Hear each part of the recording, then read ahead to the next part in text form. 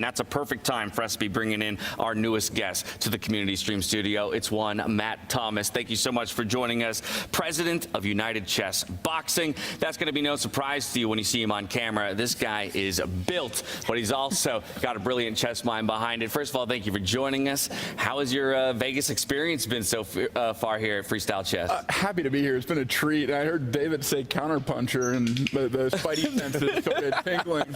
You got up. The defenses went up. Huh? Yep, I was in the middle of chanting USA for Fabi, and here I am on the couch next to Tania. So yeah, really excited to be here. Well, I mean, freestyle chess is all about, kind of opening up chess to more people in the world, creating, a variety of chess that can be exciting, as well as trying to connect to different cultural elements. We saw just before this event, we had the Chessival, for example, taking the world of NBA and chess and slamming them together. But you've got experience taking chess and slamming it together with other sports, chess boxing. I mean, walk us through that. I mean, maybe a little bit of history about how you got involved and why it is that, those two, of all things, seem to fit so well together.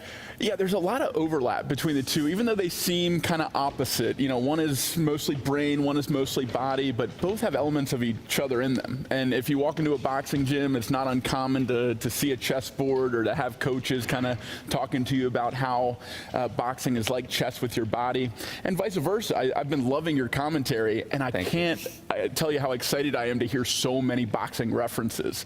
These combinations, these counter punches, this knockout kind of shot, all that kind of language comes from boxing. So the fusion of the two, to me, makes perfect sense. Of course, I'm a little biased, but yeah. Do you want a breakdown of how the sport works? Yeah. For those who have no idea, I've had the pleasure of watching one or two events, and I absolutely love it. But I'm sure plenty of people, this might be the first time they're hearing of it. So yeah, how does it work? What does it look like? Yeah, so just like it sounds like, it is the board game chess, combat sport boxing, and you alternate rounds between the two until checkmate or knockout, whichever one comes first. So I'm never doing both at the same time. I'm not going to take your knight and flip in a little uppercut. You're safe while you're playing chess. Okay. But as soon as that chess round is done, as soon as the 3 minutes hit, they pause the timer, pause the game, remove the board from the ring. Then you have 1 minute to put on gloves, psych yourself up, bell rings again, and you're boxing. Wow. And then right back to the chessboard to play out that same position you left from. Well, it's a long 3 minutes before we get back to the chessboard. You're hitting each other, your heart rate's getting up, you might be a little dizzy from getting hit in the head, but if you both survive the round, the bell rings again, you go back to your corner, take off the gloves, sit back down to the board, pick up the game where you left off. And Matt, as a chess boxing world champion inside the ring, what was your favorite bit? Where were you getting the knockout punches? Was it in boxing or chess? Yeah, so I won my matches via chess, but I actually wasn't the better chess player. Which I think is one of the cool things about our sport is they really interplay with each other. Like in my match, at the end of the boxing round, landed a big shot kind of by the temple of my opponent, dazed him. He came back to the board in our final chess round, and he picked up the wrong colored piece and moved it. And that's when I knew. I was like, this is it. This is my opportunity. He doesn't really know where he is. Yes. So every move was as fast as I could make it, because we have a timer. If time runs out, it's just like a knockout. It's a timeout. Like, that's a win condition. So I was making super fast moves, and everything was aggressive. And eventually he made a mistake, and I got checkmate. That is so cool. I've got a question for you, Matt. Out of the players who we've got playing on our stage right now, who do you think would make the most fascinating? Which matchup do you want to see for a chess boxing one? Ooh, matchup. Well, I've been talking to Fabi about this for a long time, and he uses striking, and he does like mitt work with Christian and stuff to stay in shape. So he's been like getting his technique down, which is pretty cool. Arjun Erigaisi completely, like, he's so impressive with his heart rate management, which is a big part of chess boxing. If you have a super high heart rate, naturally what happens in your brain is all of your bandwidth goes back to your amygdala. You're in fight, flight, or freeze kind of mode. You're very present tense. That part of your brain isn't good at playing chess. You want to be in your prefrontal cortex, memory, pattern recognition, executive function. So his heart rate control is so low, which frees up his brain's bandwidth to be in the part of his brain that's really good at chess.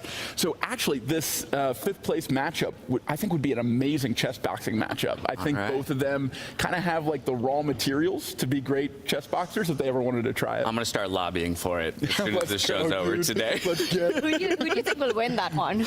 Oh, it's a good question. I think from a technique standpoint, I think Fabi has it. You know, like I think it'd be a really good match on the board, but I think that Fabi could kind of chip away at Arjun and take it home. And Matt, chessboxing seems to be growing. Ludwig put on this huge event. I was watching a Netflix movie the other day, and chessboxing was like one of the main features there. How big do you see the sport growing? What are the next steps? Yeah, I've been thrilled. The last couple of years from Ludwig's event, last year we had 2 exhibition fights in the Paris Olympics the night before the opening ceremony. We're having these kind of cultural moments that expose us to new audiences. I'm here with Freestyle to talk about what an exhibition could look like in one of the future events. So these are really important to show the sport to more people. Even if people are like, this is weird, this is absurd, it creates curiosity and momentum, which it all helps. So my goal is before I die, we become an Olympic caliber sport. All right, so, and I hear some applause in the arena, which means that's my cue to check in on the results. That's Praggnanandhaa and Wesley So in the 7th place matchup. They've found their way to a draw here, so not too many surprises in this one. They'll both reset for a second bout of 10-10 time controls to see who will come away with that all-important 7th place and a few 10 grand more than their opponent. Well, speaking of bouts, I've got to ask you about one more. What do you think about a chess boxing matchup between Magnus Carlsen and Hikaru Nakamura? Well, that's the dream, right? You know, I was talking to Jan early in the week, and he was like, Magnus Hikaru would be amazing, but they'll never do it because they don't want to get hit in the face. So we should pair them for tag team chess boxing with pro boxers. Oh. And the light bulb went off. I was like, you know what? I'll do everything in my power to help make that happen. I'd pay for that. That would be sweet. That would be the greatest matchup of all time. Absolutely. Sure. You talk about you know, technique and style. I'm curious. You've also done plenty of work with you know, top athletes across, I think, a number of sports. What are the similarities that you draw between these guys here on the chessboard to other elite athletes, yourself included? Yeah, so my work is a performance coach. I coach chess boxers primarily, but actually the NBA tie-in to chess is kind of my other world. My main client is the NBA and NBA referees. And the biggest thing is poise under pressure. I think, especially when you see these time scrambles, generally the grandmasters that compose themselves the best are able to stay focused, locked in a flow state.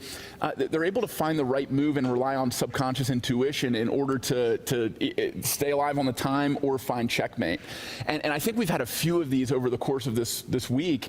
One that comes to mind is Praggnanandhaa and Fabi. Oh my goodness. Or yesterday's with Fabi and Hikaru. When you get pulled out of that flow state, like crowd is cheering and then boom, you're kind of disoriented.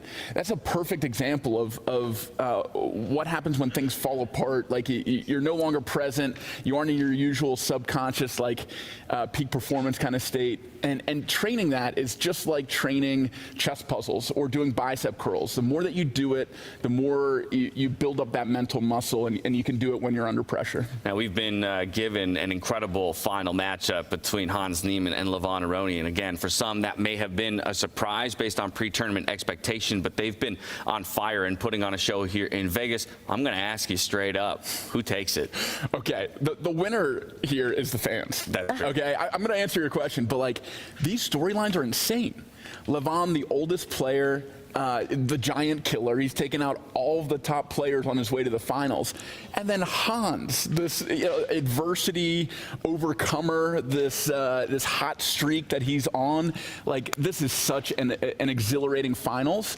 And it's amazing for fans to be able to see this as the final match with Hikaru and Magnus as the 3rd place. Everyone wants to see that matchup. So naturally, they're going to see the finals and people that they may not have seen as much headlining this Freestyle Vegas. So I've spent a lot of time with Levon's wife over the course of this week. She's amazing, and it was so fun, like cheering Levon on in those big moments. So I can't not cheer for Levon, knowing all the backstory, knowing all the momentum going into this.